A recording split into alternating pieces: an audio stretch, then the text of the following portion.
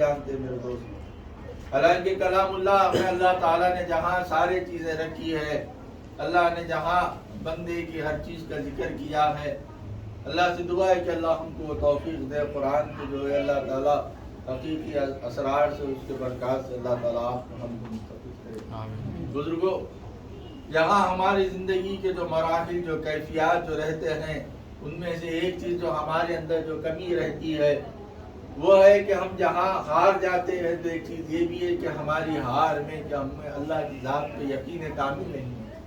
بزرگ، ایک ہوتا ہے یقین، ایک ہوتا ہے یقین کامل۔ یقین تو ہم کو سب پہ رہتا ہے، مگر اللہ کی ذات پہ جو ہمیں یقین کامل کرنا ہے بزرگوں، وہ کیسے ہے؟ اور ہم کوئی بتا سکتا ہے کہ اس کا کوئی وقت ہے؟ نماز کا وقت ہے، ہر چیز کا وقت ہے، مگر یقین میں کامل جو اللہ کی ذات پہ رکھنا ہے وہ کیسے رکھنا ہے؟ کیا اس کا کوئی وقت ہے یا کوئی چیز ہے؟ بزرگوں یاد رکھو، یہ کوئی چیز نہیں ہے۔ زندگی کے ہر لمحہ بلمحہ میں اللہ کی طرف متوجہ رکھنا ہے۔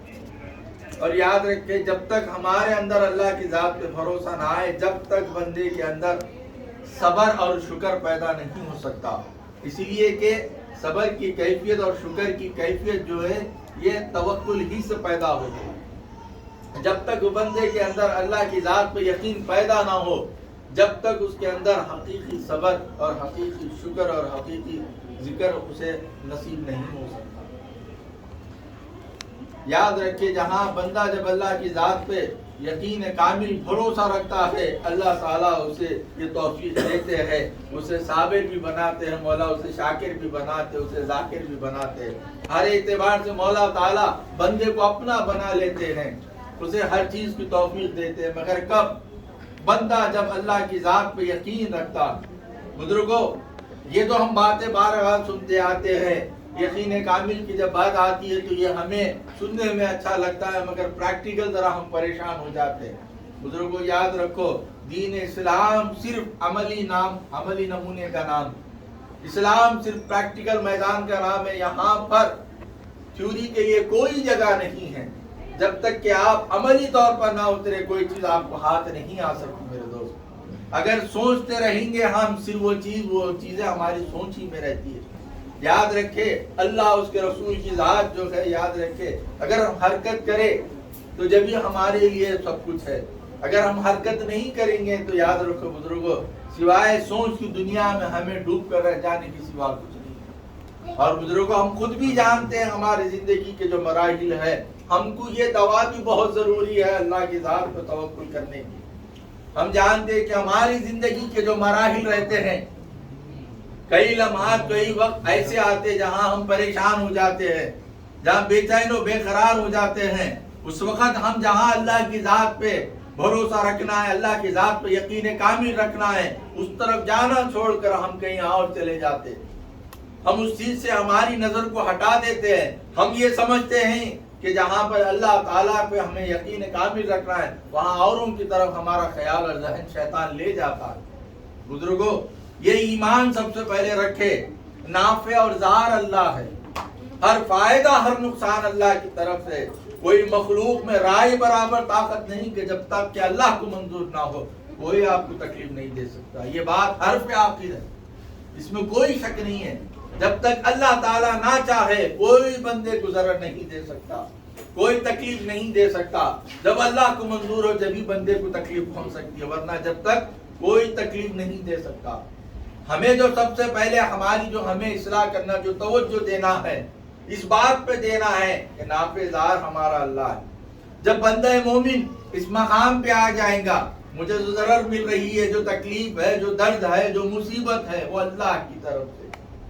اب دیکھنا یہ ہے کہ یہ جو ضرر، یہ جو تکلیف ہے، اس کی شکل کیا ہے۔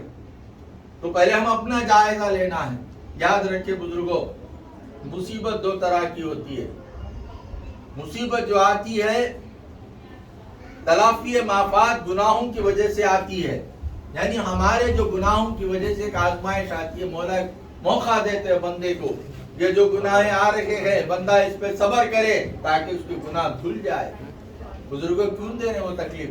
نعوذ باللہ، میرا اللہ کیا ظالم ہے جو بندے کو یہ تکلیفیں آزمائشیں دے رہا ہے؟ کس لیے؟ اللہ تعالیٰ یاد رکھے میرے بزرگوں، میرے دوستوں، اللہ تعالیٰ بندے سے اتنی محبت کرتا ہے کہ اللہ تعالیٰ خبر اور حشر میں بندے کو رسوا کرنا نہیں چاہ رہا. یہیں پر مولا تعالیٰ اسے پاک و صاف کرنے کا موقع دے رہے ہیں، مگر اس موقع کو ہم گنوا رہے ہیں. ہم یہ سمجھتے ہیں یہ جو تکلیف فلانا چیز کی وجہ سے آئی وہ یہ آئی. پہلے ہم یہ دیکھ اپنا جائزہ لے، گناہ گار ہے تو یہ سمجھے اللہ نے مجھے یہیں اس کی سزا دی ہے، یہاں پر ہی میری گناہوں کی وجہ سے یہ چیز آئے. تب آپ ہمارا کام کیا ہے؟ جب یہ چیز سامنے آئی ہے اس کا ازالہ کرنا ہے، صبر کرنا ہے، اللہ کی ذات پہ ہمیں یقین رکھنا ہے. اور یاد رکھے ہر چیز کو آنا ہے اور جانا ہے، ہر چیز کو آنا ہے اور جانا ہے، رہنا کوئی چیز کو نہیں ہے. خوشی بھی آ رہی ہے تو جا رہی ہے، کوئی خوشی آپ کی ہمیشہ نہیں رہتی ہے. یہ جو کیفیات ہے خوشی اور غم، اس کا نام آنا اور جانا ہے. یہ بندے کی جو کیفیات، جو زندگی، اسی سے بندہ گزرتے رہتا ہے. اور ایک ہوتی ہے ترقی درجہ. اللہ نے ہم کو گناہوں سے محفوظ رکھا ہے، ہر گناہ سے ہم محفوظ ہیں. تو پھر یہ جو آزمائش آ رہی ہے تو کیا وجہ ہے؟ بزرگان دین فرماتے ہیں یہ جو آزمائش آتی ہے ترقی درجات، بندہ مومن عبادتوں کے ذریعے، اعمال کے ذریعے اس مقام کو جو مولا نے اپنے قرب میں رکھا ہے بندے کے لیے، اگر اسے حاصل نہیں کر سکتا تو مولا تعالیٰ اس پہ ذرا آزمائشوں کا بوجھ ڈالتے. بندے اسے سنبھال لے، اسے رکھ لے، یہ جو امتحان کا مرحلہ ہے اس پہ ثابت قدم رہے اور یہ مقام کو حاصل کرے. بزرگوں، جب بندہ یہ مراحل کو سمجھ جاتا ہے اپنی آزمائشوں کیفیتوں کو، تو خود بخود مولا کے قریب جاتا ہے. قرآن یہ کہہ رہا ہے، بزرگان دین کی یہ تعلیم ہے کہ مصائب و آلام سارے چیزیں تو اللہ کی طرف سے، غیر اللہ کی طرف سے کیوں ہو سکتی ہے؟ اس کے پاس کیا مجال ہے؟ بتائیں کہ تقدیر کا لکھنے والا کون ہے؟ اللہ ہے کہ بندہ ہے؟ جب اللہ نے لکھ دیا ہے تو یاد رکھے وہ تکلیف بھی اللہ نے لکھا ہے، وہ مرحلہ بھی لکھا ہے، وہ آزمائش بھی اللہ نے لکھی ہے. بندے کو فلانا وقت فلانا چیز سے گزرنا ہے. اب ہمارا کام کیا ہے؟ اس وقت بندہ رجوع اللہ رہے، اللہ کی طرف متوجہ رہے، رجوع رہے، تو اس وقت اسے یہ آسانی ہوں گی ان مراحل سے گزرنے کی. بندہ جب یہ چیز کو سمجھے گا کہ نافع اور ضار میرا اللہ ہے، میرا مالک ہے، میرا مولا ہے. بزرگوں، صحابہ کرام کی تاریخ اٹھا کر دیکھو، سوان حیات 1,00,000 سے زیادہ صحابہ کرام، سارے کئی صحابہ کی زندگی بھوک، مصائب و آلام، سارے چیزوں میں ڈوبی ہوئی تھی، مگر کسی صحابی نے یہ نہیں کہا کہ فلانا چیز سے ہوا، اس سے ہوا، اس سے ہوا. آپ کی یہ چیزیں نہیں ملیں گے. وہ ہمیشہ ثابت قدم رہتے تھے، اللہ کی رضا پہ راضی رہتے. بزرگوں، یہ جو مراحل آتے ہیں، اب بتاؤ یہاں پر ہم کو اللہ کی ذات پہ یقین رکھنا ہے یا نہیں؟ ہر چیز میں، ہر مرحلے میں تمہیں مولا سے جڑے رہنا ہے. کوئی لمحہ، کوئی وقت نہیں ہے جہاں آپ ٹوٹ کر رہ سکے.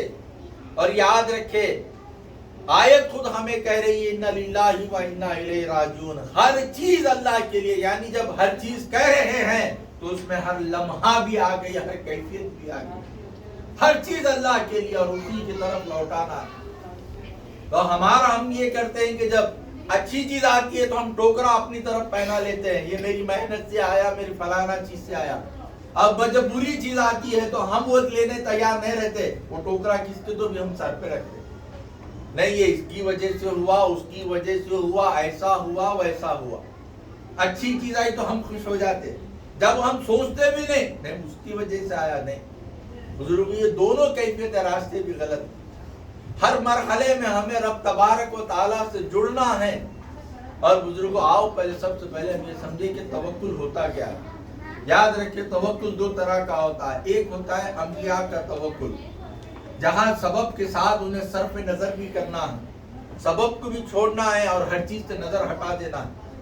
اور ایک ہوتا ہے بندوں کا توکل، جہاں ہم کو سبب اختیار کرنا ہے، کوئی چیز کرنا ہے مگر نظر اس پہ نہیں، اللہ کی ذات پہ رکھنا ہے. جو چیز تم جو کر رہے ہیں تمہاری نظر اس پہ نہیں رہنا، میں یہ کر رہا ہوں، مجھے اس کا بدلہ ملنا. یہی سوچ ہمیں کمزور کرتی. بزرگ ہم جانتے کئی چیزیں محنتیں کرتے، ناکام بھی ہوتے نا، ہوتے نہیں. ہر چیز میں ہم ناکام ہوتے. کیا ہر چیز میں ہم کو کیا اس کا فائدہ ملتا؟ نہیں نا، بہت کم ملتا ہے، مگر اکثر ملتا ہے، کبھی کبھی نہیں ملتا ہے. اس مرحلے میں ہمیں کرنا کیا ہے؟ کرنا تو ہے سبب اختیار، مگر نظر اللہ کی ذات پہ رکھنا ہے. ہمیں ایک شکل سے جو بھی چیز ملے گی وہ اللہ کی طرف سے۔ بزرگوں، جب بندہ اللہ کی ذات کے قریب ہوتا ہے، جب بندہ اللہ کی طرف متوجہ رہتا ہے، پروردگار عالم کی طرف اپنی زندگی کے، بزرگوں بتاؤ ہماری حقیقت کیا ہے؟ ہماری حقیقت تو یہ ہے کہ ہم مردہ ہے، ہماری حقیقت تو یہ ہے کہ ہم میت ہے نا؟ زندہ تو اللہ کی ذات ہے، بندے کی حقیقت کیا ہے؟ بندے کی، بندہ تو مردہ ہے، اس کے ہاتھ میں کچھ ہے؟ بتائیں ہمارے پاس کیا اختیار ہے، ہم کیا کر سکتے ہیں؟ ہم تو ہر چیز میں مجبور ہے، لاچار ہے، بے بس ہے، مگر سب چیز کرنے والی ذات کس کی ہے؟ اللہ کی۔ ہم جانتے ہیں نا، ہمارے پاس تو ہزاروں سوچ اور فکر ہمارے ذہنوں میں ہے، میں یہ کر لوں گا، وہ کر لوں گا، ایسا کروں گا، ویسا کروں گا، یہ کروں گا، وہ کروں گا، مگر ہونا وہی ہوتا ہے جو لکھا جاتا ہے۔ تو بزرگوں، ہم کو جو لکھا گیا ہے اس کے ساتھ چلنا ہے۔ اگر اس کے ساتھ چلنا ہے تو بہتر آسانی ہی ہے کہ ہم اللہ کے ساتھ ہو جائیں۔ اگر اب تبارک تعالیٰ سے ہم جڑ جائے، مولا کی طرف ہم متوجہ ہو جائے، بزرگوں یاد رکھے مولا تعالیٰ کے اوپر جو یقین کامل رکھتا ہے، پروردگار عالم اسے کبھی ہارنے اور جھکنے نہیں دیتے۔ بندہ جب کامل اعتبار رکھتا ہے، ارے ہزاروں پریشانیاں ساری چیزیں آتی ہے اور جاتے رہتی ہے، مگر مولا تعالیٰ جب بندہ ان کا ہو جاتا ہے، مولا تعالیٰ کا وعدہ، بندہ جب میرا ہو جاتا ہے تو میں اس کا ہو جاتا ہوں، جب بندہ میرا ہو جاتا ہے تو میں اس کا ہو جاتا ہوں، میں اس کا ہاتھ بن جاتا ہوں، اس کا پیر بن جاتا ہوں، اس کا منہ بن جاتا ہوں۔ بزرگوں، جب ہم اپنی زندگی کے سارے احوال اللہ کے حوالے کر دیں گے تبھی ہماری زندگی آسان گزرے گی، بظاہر وہ مشکل دکھیں گی، مگر جب ہمارا قلبی تعلق مولا سے جڑ جائیں گا، جب ہم اللہ کی طرف متوجہ ہو جائیں گے تو ہمارے زندگی کے جو مراحل ہے بس ہمارے نظر پیش نظر صرف اللہ کی ذات آ جائے، بزرگ یہ ساری چیزیں آتی رہتی اور جاتے رہتی۔ یہ کیفیت بندے کو نہ ہارنے دیتے ہیں نہ کمزور کرنے دیتے ہیں۔ بزرگوں، مولا تعالیٰ، ہم نے یہ سنا ہے کہ مایوسی جو ہے انسان کو کتنا کمزور کر دیتی ہے، اداس اور مایوسیوں میں ہماری زندگی کے مراحل ہیں، کچھ بھی ہو جائے ہم مایوس اور پریشان ہوتے ہیں۔ بزرگوں، صحابہ کرام کی زندگی دیکھے آپ آقا ہے، میرے آقا کی زندگی دیکھے، بتائے 40 سال کے بعد میرے آقا کا کیا معاملہ تھا؟ 23 سال کی زندگی پوری میرے آقا کی متوجہانہ زندگی تھی، اللہ کی ذات کی طرف میرے آقا ہمیشہ متوجہ رہتے تھے۔ بزرگوں، ہماری جو زندگی ہے ہم اسی میں پریشان ہیں، ہم اسی میں متفکر رہتے ہیں کہ ہمارے معاملات، ہماری روزی روٹی کا کیا ہوگا، ہماری بیوی بچوں کا کیا ہوگا،